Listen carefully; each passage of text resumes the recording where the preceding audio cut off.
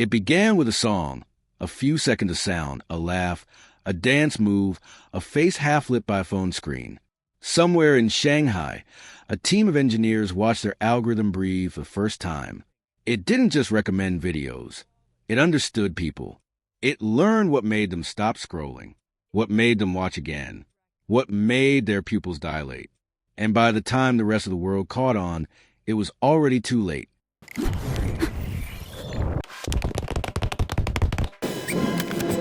In 2016, a small Chinese startup called ByteDance launched an app named Douyin. At first, it looked harmless, another short-form video experiment. But behind its innocent filters and catchy tracks lay something entirely different. A data-driven engine built not just to entertain, but to predict. It studied every flick of the thumb, every pause, every replay. Within weeks, it could know you better than you knew yourself. When ByteDance released the international version, TikTok, in 2017, no one could predict what was coming. 1 billion downloads later, it wasn't just an app, it was a cultural supernova. But this explosion came at a cost, one buried beneath viral dances and lip syncs, behind fame, filters, and 15-second fame.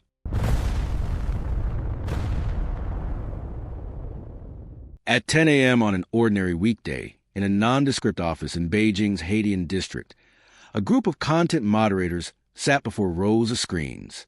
Their job, to decide what the world would see. They moved fast, flagging, promoting, deleting.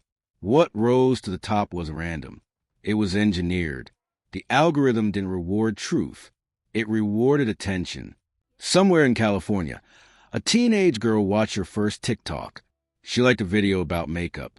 The next day, her For You page was filled with beauty influencers.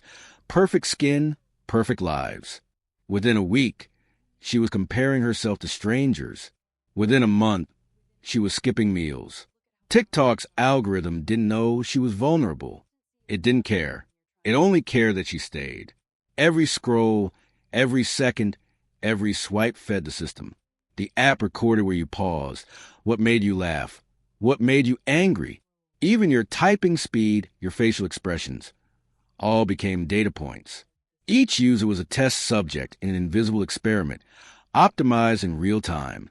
The more you engaged, the deeper it understood your psychology.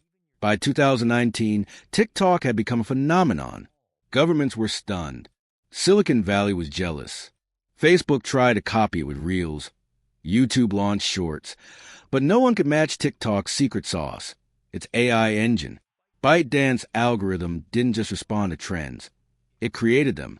It could make a random teenager from Nebraska famous overnight, or bury a viral movement without leaving a trace.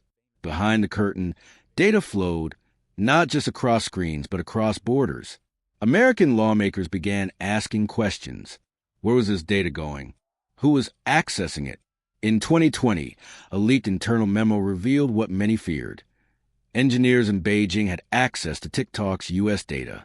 The company denied it, of course, but digital footprints told another story. Meanwhile, inside ByteDance HQ, employees joked about the dopamine button. Every time a user refreshed their feed, they'd trigger a carefully timed burst of stimulation, a laugh, a shock, a surprise. The cycle was endless. Experts compared it to slot machines, unpredictable rewards keeping users hooked. But unlike casinos, TikTok didn't need your money. It wanted something far more valuable, your time. At 2 a.m., somewhere in London, a 14-year-old scrolled through TikTok for the 400th time that day. The glow from the screen painted her face blue. Her parents thought she was asleep. Outside, the world was silent. But inside that digital space, the noise was endless. Billions of videos competing for her attention. Every sound engineered to keep her from looking away. The app didn't rest. Neither did she. Then came the controversies. The blackout challenge. The Benadryl challenge. The fake news waves. The mental health collapses. The suicide clusters. TikTok responded with PR campaigns, new guideline parental controls. But the damage was already spreading. A generation had been raised on loops of microentertainment. Their attention span shrinking, their self-worth measured in hearts and followers. In 2021, whistleblowers began to emerge. A former content reviewer spoke anonymously. "We could make anyone famous, or we could make them disappear. It depended on what the system wanted that week." He described heat lists, categories of videos artificially boosted to shape culture. Political content, beauty trends, even protests, all subtly influenced by code. Behind every viral trend was intention. A song didn't just blow up, it was pushed. A creator didn't just go viral, they were chosen. The randomness was an illusion, a carefully orchestrated symphony designed to keep billions dancing to the same invisible rhythm. When TikTok entered the U.S. political spotlight, ByteDance played innocent. They claimed autonomy from the Chinese government, but reports surfaced that state-backed investors had partial stakes in the company, that TikTok's moderation guidelines once filtered out content that harmed national image.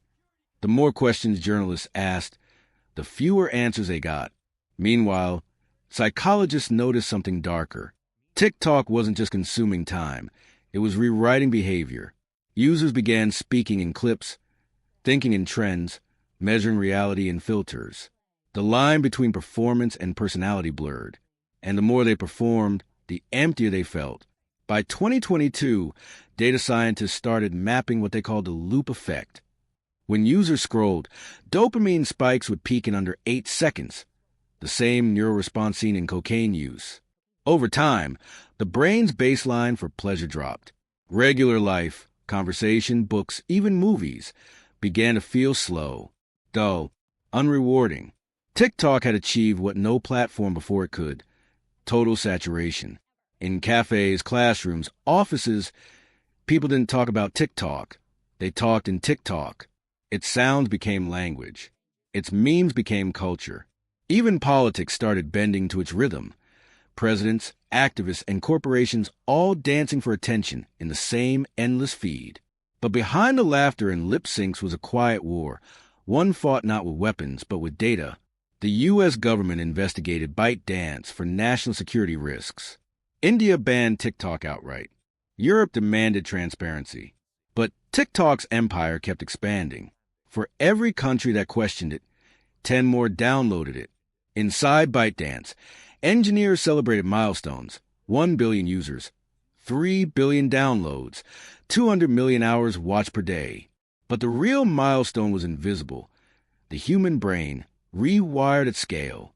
The app had learned not just how to entertain people, but how to own them.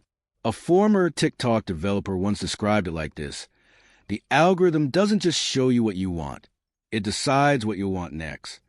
And that was the secret, the code beneath the chaos. Every time a user opened the app, TikTok created a unique psychological fingerprint, then fed them a custom-made addiction calibrated by AI, refined by billions of data points. At 4 p.m., in a small town in Ohio, a 17-year-old boy uploaded a video of himself playing guitar. By midnight, it had 2 million views. Strangers called him a genius. He stayed up all night refreshing comments. The next day, the views stopped. He uploaded again. This time, nothing. The silence was deafening. He didn't realize it yet, but the algorithm had moved on. TikTok had given him a taste of fame, and then taken it away, just to keep him chasing. The world didn't notice it happening, because it happened one scroll at a time. Teenagers became creators, creators became addicts, and everyone became data. The illusion of control kept them hooked, the promise that anyone could go viral if they just posted one more time.